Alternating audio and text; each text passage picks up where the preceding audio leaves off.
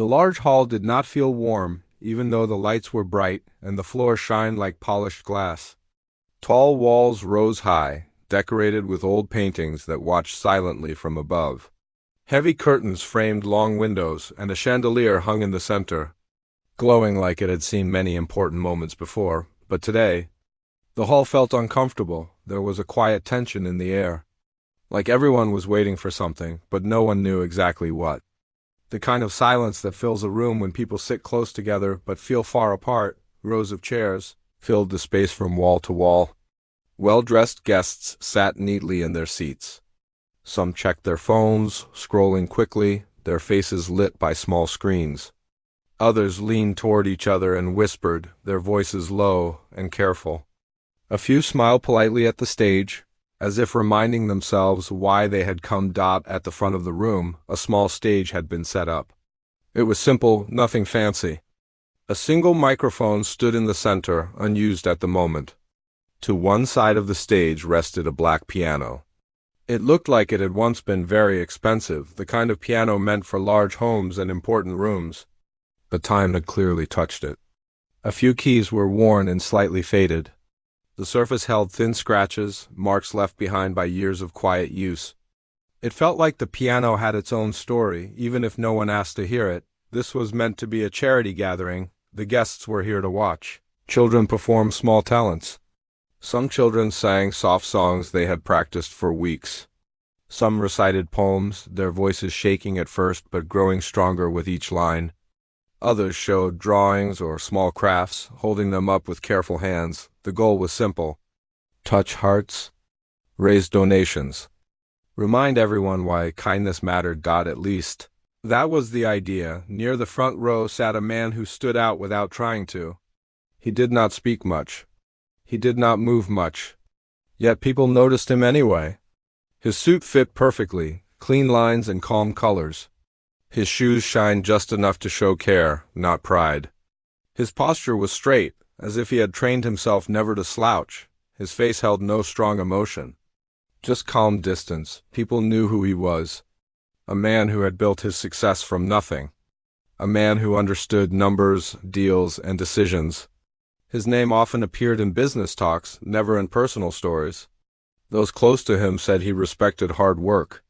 Others said he had no patience for weakness. Very few spoke about his personal life, because there was little to say. He watched the stage with polite interest, clapping when others clapped, nodding when others nodded. But his eyes told another story. They did not shine with excitement. They did not soften with emotion. He had seen events like this before, too many times, the same speeches, the same hopeful faces, the same emotional pull meant to open wallets. To him, it all felt planned, carefully arranged, predictable. He believed kindness should be practical, not emotional. He believed effort mattered more than sympathy. He did not dislike children. He simply did not believe talent shows changed lives. As another child finished a song, light applause filled the hall. The sound echoed briefly, then faded. The man clapped slowly, not unkindly but without feeling. He leaned back in his chair and sighed quietly, a breath he did not even realize he had been holding. Then his eyes moved. Near the piano stood a small girl. She had not performed yet. She had not raised her hand. She had not spoken to anyone. She simply stood there, close to the piano, as if it were a familiar friend. Not leaning on it, not touching it, just standing near like she belonged beside it. Her hands rested calmly at her sides. Her shoulders were relaxed, but her face carried a seriousness that did not match her age. There was no smile, no fear, just quiet focus. Her clothes were simple, clean but clearly worn. Nothing flashy, nothing new. Her shoes were scuffed at the toes. The sleeves of her dress were slightly too long, as if they once belonged to someone older. Someone else. She did not look nervous. She also did not look hopeful. She simply waited. The man watched her for a moment longer than he meant to. Something about her stillness held his attention. Most children on that stage tried hard to be seen. They smiled too much. They waved at the crowd. They searched faces for approval. This girl did none of that. She did not look at the audience. She did not look at the judges. She did not look at him. She looked at the piano out of mild curiosity. And maybe boredom. The man leaned forward and spoke to one of the event organizers sitting beside him. He nodded slightly toward the piano. Is she performing too? He asked quietly. The organizer followed his gaze and paused. She said she plays, they replied. But she didn't sign up at first. We only added her name at the end. The man raised an eyebrow. He looked at the girl again. Small hands. Calm face. No sign of confidence or fear. No sign of pretending. Almost without thinking, he stood up. The movement caught attention immediately. When someone like him moved, the room noticed. Conversation slowed. Heads turned. A few guests straightened in their chairs. He took a few steps forward, stopping near the edge of the stage. His voice was clear, casual, and louder than he intended. So, he said, looking directly at the girl, you play the piano? The girl lifted her head. Her eyes met his. They were steady and quiet. Not challenging. Not afraid. She nodded once. A small smile appeared on his face. Not cruel. Not kind either. Just amused, like someone hearing a claim they expected to be proven wrong. Well, he said, spreading his hands slightly, that's impressive. A lot of children say they can play. A few people laughed softly. The sound felt uncomfortable, like laughter that came too quickly. The girl said nothing. The man glanced around the room, enjoying the attention for just a moment, then looked back at her. His tone shifted, becoming lighter, almost playful. Tell you what, he said. If you really can play, if you play well enough, maybe I should adopt you. The words floated in the air. Some guests laughed louder this time. Others shifted in their seats, unsure how to react. A few people frowned, sensing something uneasy beneath the joke. One woman pressed her lips together. Another man looked away. The organizer beside him stiffened but said nothing. The girl did not react right away. She did not smile. She did not blush. She did not look embarrassed or excited. She simply stood there for a moment. The man wondered if she had even understood him. Then she spoke. Her voice was soft, but clear enough to reach the room. May I try? She asked. The hall went quiet. No laughter. No whispers. Just stillness. The man hesitated. This was not how he expected the moment to go. He had assumed she would step back, or that an adult would step in and change the subject. Instead, she stood calmly, asking like this was a simple request. He nodded once. Go ahead. She turned toward the piano. Each step she took felt louder than it should have. The sound of her shoes against the floor echoed slightly. Some guests leaned forward. Others crossed their arms. A few whispered under their breath, already deciding what they thought would happen. The man returned to his seat. Curiosity now fully awake, the girl reached the piano bench. It was too high for her. She paused, looking at it for a second, then climbed up carefully. She adjusted herself, shifting until she sat straight. Her feet barely touched the floor. She placed her hands on her lap. She did not start playing. Instead, she took a breath, not a deep one. Not a dramatic one? Just a small breath, like someone preparing to speak honestly. The man noticed this. He had seen professional performers rush into their music, afraid of losing attention. This pause felt different. It felt private, like the girl was not performing for the room but for herself. Still, he expected simple sounds. Maybe a children's tune? Maybe a few uneven notes before she stopped. He told himself he was ready to smile politely and clap. Around the hall, people waited. Someone cleared their throat. The girl lifted her hands. Her fingers hovered above the keys. Then she stopped again, her eyes closed for just a second. The room felt strangely still.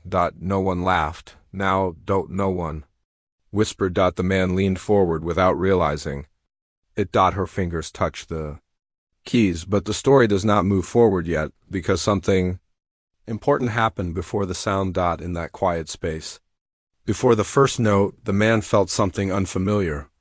A feeling he could not name. Not pity, not excitement. It was the feeling of standing at the edge of something unexpected. The girl opened her eyes. Her hands were ready, and the room held its breath.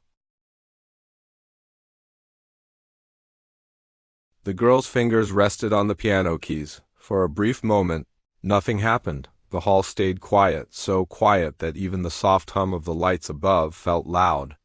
It was the kind of quiet that made people aware of their own breathing. A chair creaked slightly when someone shifted. Another person swallowed. A few guests held their breath without meaning to, as if the room itself had asked them to wait. Then the girl pressed the first key. The sound was gentle, not loud. Not dramatic, just a single, clear note that floated into the room and settled softly in the air, like a drop of water falling into a still lake. She played another note. Then another, slowly, a melody began to form. It was not fast. It was not fancy. There were no sudden movements or sharp changes, but it was steady. Each note followed the one before it with care, like careful steps on a long road. Her hands moved calmly across the keys, not rushing, not shaking, not trying to impress. The man watched closely. At first, he listened like someone waiting for a mistake. He expected the tune to fall apart. He expected her fingers to slip, for the sound to turn uneven, for the moment to end quickly and quietly, but it did not. The melody grew fuller. The notes connected, flowing into each other naturally. Her hands moved with quiet confidence, as if they knew exactly where to go next. She played as if she knew the piano well, as if the instrument understood her and she understood it in return. The room changed. People stopped shifting in their seats. Phones were slowly lowered and forgotten in laps. Whispering stopped completely. Even those who had smiled at the man's joke earlier now sat still, their faces serious, their eyes fixed on the stage. The music was not perfect. A trained ear might notice small flaws. A note pressed a little too softly. A pause held a little longer than expected. But it was honest. Every sound carried something real. There was sadness in the melody, but also strength. There was longing, but also hope. It sounded like someone telling their story without words. The man felt something tighten in his chest. He had heard many performances before. He had attended concerts where every note was perfect. He had seen shows that ended with loud applause and standing crowds.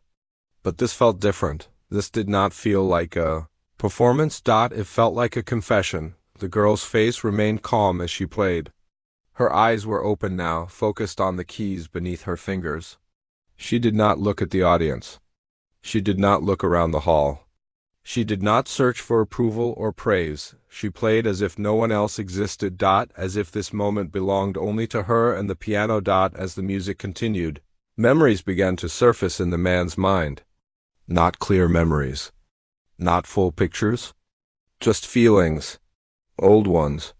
Feelings he had pushed away years ago, late nights in empty offices. Long drives home with no one waiting. Applause that faded too quickly. He remembered moments when success felt heavy instead of joyful. Times when he achieved everything he planned for, yet still felt something missing. He shifted in his seat. He noticed how small the girl looked sitting at the piano, yet how strong her presence felt. The bench was still too high. Her feet barely touched the floor. And yet, she held the room in a way few adults ever had. No one moved. No one dared to break the moment.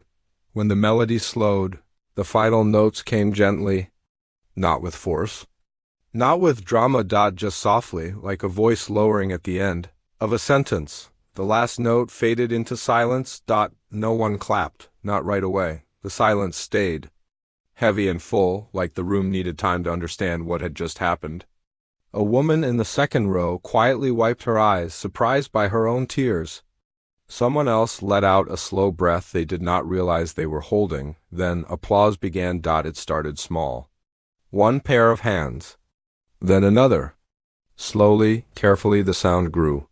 Soon it filled the hall, strong and steady. It was not loud cheering. It was not excitement. It was respect. The girl lifted her hands from the keys and placed them back in her lap. She did not bow. She did not smile. She simply sat there, breathing calmly, as if she had finished speaking and was now waiting to see if anyone had listened. The man did not clap at first. He stared at the piano. Then he stood. The applause softened as people noticed. Heads turned. The room grew quiet again, not from command, but from curiosity. He walked toward the stage once more, slower this time. Not confident. Not amused, thoughtful. He stopped a few steps away from the piano. Thank you, he said quietly. The girl looked up at him. He cleared his throat, suddenly unsure of his own voice. Who taught you to play? He asked. She paused before answering. I learned by listening, she said. There was a piano where I stayed before. I practiced when no one needed it. Did you have lessons? He asked. She shook her head. No, the word felt heavy in the air. He looked at her hands. Small, steady, hands that had learned without guidance, without praise. And why do you play? He asked. She thought for a moment, her eyes lowering to the keys again. Because it feels like someone is listening, she said. The answer struck him harder than he expected. He stepped back slightly, giving her space. You did very well, he said. Better than well. She nodded politely, as if accepting a simple fact, not praise. The event organizer approached, unsure of what to do next. The man turned to them. May I speak with her after the event? He asked. They agreed. The rest of the program continued, but it felt different now. Other children performed, but the mood had changed. People listened more closely. They applauded more sincerely. Some smiled softly, others sat quietly. Thoughtful, the man barely noticed. His thoughts stayed with the girl, and the music that still seemed to echo in his chest. When the event ended, guests slowly began to leave. Conversations were quieter than before. Less small talk. More reflection. The girl stood near the piano again, waiting quietly. As she had before, the man approached her once more, this time without an audience. Would you like some water? He asked. She nodded. They sat at a small table near the side of the hall. He handed her a glass. She held it with both hands, taking small sips. I want to apologize, he said after a moment. For what I said earlier. She looked at him, calm as ever. It's okay, she replied. No, he said gently. It matters. She did not argue. She simply listened. He took a breath. Tell me about yourself, he said. Only what you want to share. She spoke simply. She talked about moving from place to place, about rooms that felt temporary, about nights when sleep did not come easily, about the piano being the one thing that stayed the same. No matter where she was, he listened. For once he did not interrupt. He did not check the time. He did not think about his schedule. When she finished, he sat back, silent. I made a joke earlier, he said slowly. One I should not have made. She looked at him. I know. I don't make promises lightly, he continued. An adoption is not a joke. She nodded again, listening closely. I can't promise you anything today, he said. But I would like to help properly, if you are willing. Her eyes searched his face, not for wealth, not for power, but for honesty. How? She asked. I can make sure you have music, he said. Lessons. A piano you can practice on? A place where you feel heard. She thought carefully. Longer than he expected. Okay. She said. It was not excitement. It was trust. In the weeks that followed. The man kept his word, quietly, without cameras, without announcements. He arranged music lessons. He visited once, then again. He listened more than he spoke. The girl continued to play. She grew more confident. Not louder? Just surer. Her music became clearer, stronger, but it never lost its honesty. And a man changed too. He learned that kindness did not weaken strength. That listening mattered more than leading. That sometimes the smallest voices carried the deepest truth. The piano in the hall was replaced later. A newer one stood where the old one had been. But some said the room never felt the same again, because that day was never about a joke. It was about a moment when honesty met attention. And both were changed forever.